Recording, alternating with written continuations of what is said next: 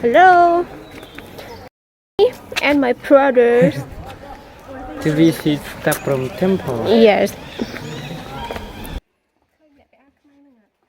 ជួយចំណាំមុខបងខ្ញុំទុកឲ្យហើយទៅកុំឲ្យលើកក្រោយថាឃើញខ្ញុំដើរជាមួយអីចេះតែយកច្រឡំថាអញ្ចឹងពិបាកដែរដោយសារតែថ្ងៃសម្រាប់របស់ខ្ញុំវាអត់ប៉ះចំថ្ងៃអញ្ចឹងហើយបើចង់ដើរលេងទៅណាលក្ខណៈ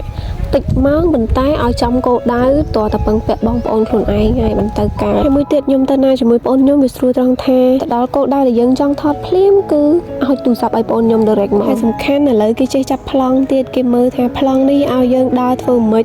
ងាកមើលនេះងាកមើលនោះអីចេះចាស់បងស្រីនេះវិញបានប្អូនចេះផងនិយាយពីខាងលើក្រោយប្រែទៀតស្អាតទៅនេះខ្ញុំស្អាតឃើញអត់ចេះថតឲ្យចេះទៅសើបងថាស្អាតទៀតចឹងហើយកវីខ្លួនមួយងាកមើលទៅតាមនោះទៅនោះដើរលើថ្មរាប់ទៅនោះ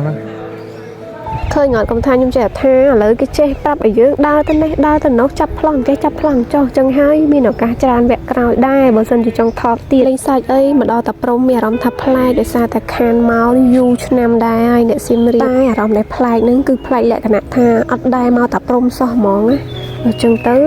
អត់ចូលដែរខ្ញុំជ្រើសទៅម៉ោងរសៀលម៉ោង2ទៅដល់នោះប្រហែលជាម៉ោង2ជាងអីគាត់ថាពេលទៅដល់នឹងអត់សូវមានភ្ញៀវច្រើនណោះអញ្ចឹងទៅអត់សូវជាអៀតកកស្ទះអត់សូវបានថតអីច្រើនទេទៅនឹងឲ្យបងអូនថតតែខ្លួនឯងនឹងឯងថតហើយមើលថតហើយមើលនឹងឯងដើរនាំគ្នាមកដល់កន្លែងប្លង់នេះមួយ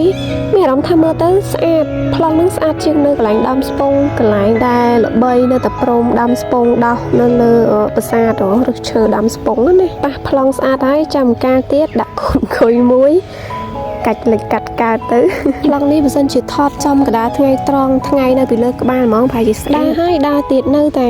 តែពិតទៅពីមុនមកតែព្រមប្រហែលជាទៅតែគៀនទេមិនដែលបានដើរចូលដល់ជ្រៅអញ្ចេះស្អែក៏ដឹងថាដើរទៅផ្នែកខាងណាដែរលើកមុនអត់ចាំសោះអត់ដឹងថាដើរមកហើយអត់ដឹងដើរទៅណាទេយូរដែរហើយវាចូល10ឆ្នាំជាងដើរដល់កន្លែងប្លង់ទៅនេះតិចទៀតដល់ហើយកន្លែងហ្នឹងមានដើមឈើធ្លាក់រឹសមកអូយល្អធ្លាក់រឹសធ្លាក់វល់មកឡើងស្អាតហើយមុននឹងឃើញដើមឈើប្លង់ស្អាតតែហ្នឹងឃើញអីដែលស្អាតជាងនឹងទៀតអញ្ចឹងឃើញអញ្ចឹងឯងឃើញអត់អូយធ្វើលេងទេប៉ុន្តែដល់ប្លង់ហ្នឹងជាសួរបងខ្ញុំថាថតចាប់ចុងក្រោយខ្ញុំនិយាយលេងឯណាខ្ញុំនិយាយលេងឯងប៉ុន្តែភាសាទឹកព្រំប្រហែលជាពេលព្រឹកតែម្ដងប្រហែលជាថតស្អាតហើយនៅហ្នឹងណាដោយសារតែពលឺថ្ងៃអត់សូវរះ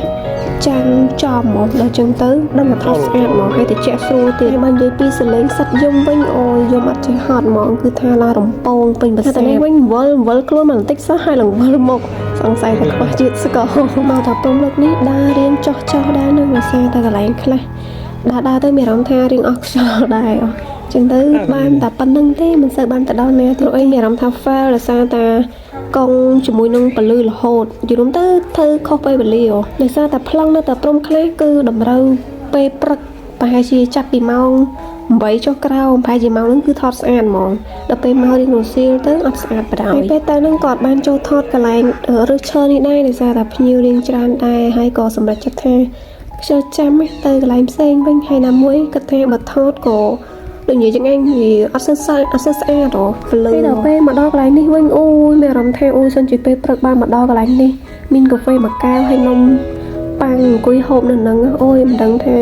អារម្មណ៍វាបែបណាតែអត់អីដោយសារនៅសៀមរាបស្រាប់មានឱកាសច្រើនអញ្ចឹងចាំលើកក្រោយក៏បានដែរតែលើកនេះចាំទៅពេលព្រឹកម្ដងហើយវីដេអូក៏មានតែប៉ុណ្្នឹងដែររៀងវែងតិចហើយបើថាមានជាប្រយោជន៍អីគឺអត់ទេគ្រាន់តែជាវីដេអូកម្សាន្តផ្ទាល់ខ្លួនចុងក្រោយក៏សូមអរគុណទៅដល់បងប្អូនដែលបានទស្សនាវីដេអូនេះដល់ចប់